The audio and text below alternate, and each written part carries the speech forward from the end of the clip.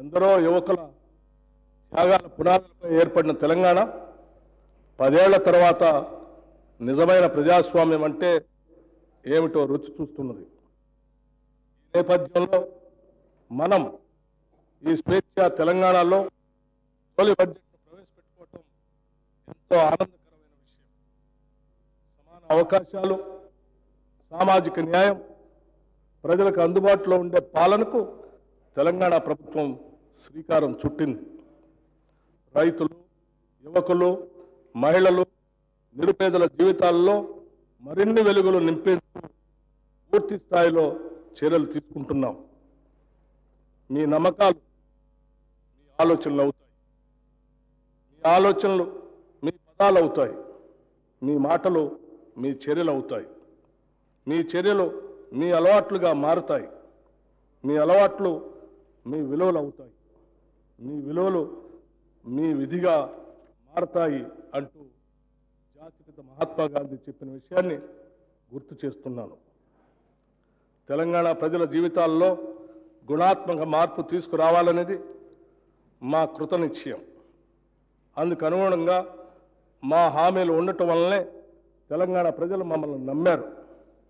ఆ నమ్మకాన్ని నిలబెట్టుకోవటానికి ఈ ప్రజాప్రభుత్వం ఎంతటి సాహసాన్నైనా చేస్తుంది, ఎంతటి కష్టాన్నైనా భరిస్తుంది. ప్రజలకు నిజమైన ప్రతినిధులుగా మేము ఎంతటి త్యాగానికైనా సిద్ధంగా ఉన్నాం. పాలకులకు ప్రజలకు మధ్య ఉన్న ఇనుప కంచెలు తొలగించడంతో ప్రారంభమైన మా ఈ ప్రజాపాలన మరింత పటిష్టంగా ముందుకు సాగుతుందనటంలో ఎటువంటి సందేహం లేదు.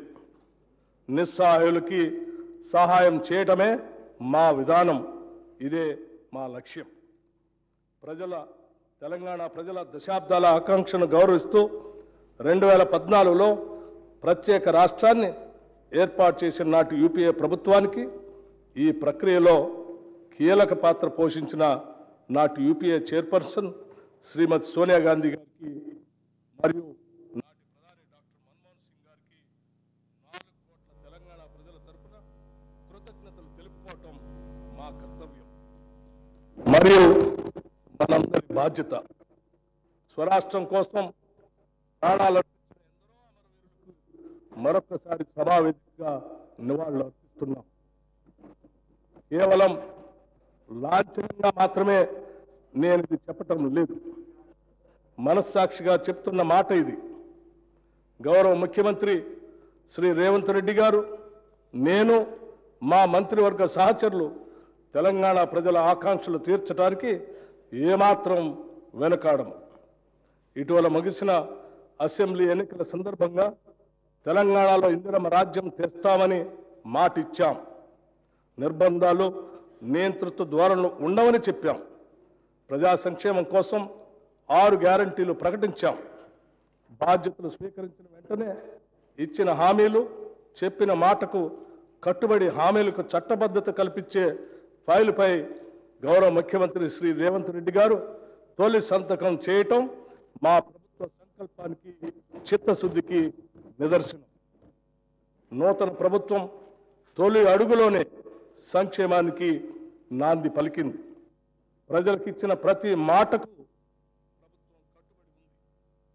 మన రాష్ట్ర క్లిష్ట ఆర్థిక పరిస్థితులపై ఈ సభకు ఇదివరకే శ్వేతపత్రం ద్వారా సవివరంగా వాస్తవాలను తెలిపాం. ఇటువంటి విపత్కర ఆర్థిక పరిస్థితుల్లో కూడా మేము ప్రజా సంక్షేమానికి చేసిన వాగ్దానాలకి కట్టుబడి ఉన్నాం. ఆడమ్ స్మిత్ చెప్పినట్లుగా మానవ జీవన ప్రమాణాలు మొత్తంగా పెంచే బహుముఖ ప్రణాళిక అంటూ ఏదీ లేదు. కానీ రాష్ట్రంలో అందుబాటులో ఉన్న వనరులతో వివిధ సాధన మార్గాల ద్వారా సాధించవచ్చు.